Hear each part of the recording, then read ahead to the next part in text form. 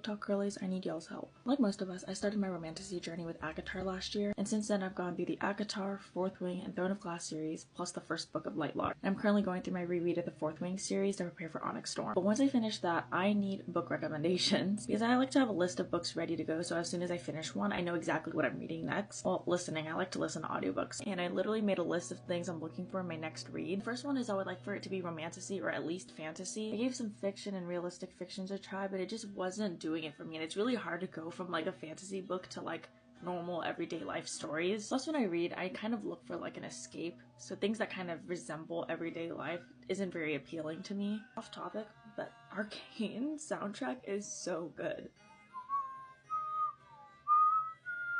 Okay, the next requirement is really good world building. If I'm gonna dive into this fantasy world, I want to be able to visualize and see the world in my mind. And even like the magic systems and everything, I want to be able to understand it and feel like I'm really there. Because I feel like some fantasy books have really good concepts, but the way they do their world building isn't like super immersive. Okay, the next thing is a main character that won't annoy me. Listen, I'm all for a flawed main character, and I know it makes them more relatable to the reader, but I've talked about this before with Violet from Fourth Wing, but she was annoying me this reread. Obviously, it's hard to compete with Selena Sardothian when it comes to sensible main characters, but all I ask is that I don't be annoyed at the main character for the majority of the story. On that note, no miscommunication tropes. I hate a miscommunication trope. Unfortunately, Fourth Wing made me realize that, but just talk it out, please. If you haven't listened to Avi Kaplan's music since you left Pentatonics, you're missing out.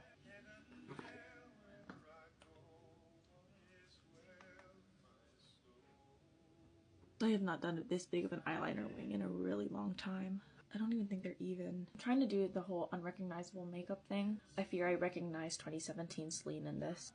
I just got flashbacks. Next requirement is that the writing and the story can't be too YA. Because while I would have eaten up Lightlark back in high school, I just find myself kind of wanting more depth in the characters and in the story. For that reason, I don't really plan to finish the Lightlark series. And I guess if we're talking not too YA, spice is a nice to have for me. Don't get me wrong, I ate up A Court of Silver Flames. That was definitely a fun read. But Crazy Spice isn't really a non-negotiable for me. I would say Throne of Glass had a pretty good balance of spice. Like, we literally didn't even get any spice until like the 5th book, and I was perfectly okay with that. I was so immersed into the story that I wasn't really looking or waiting for the spice to happen. But so far on my list after Onyx Storm is Spark of the Everflame. I also bought the physical copy of When the Moon Hatched because I heard there's a really thick glossary in the beginning, and I feel like it'd be really hard to navigate with an audiobook. I'm also trying really hard to resist the urge to reread Throne of Glass so soon. I just miss the characters and the world building so much. But please let me know if you have any recommendations. I'm trying to get my list set for the year so I don't have to think about it.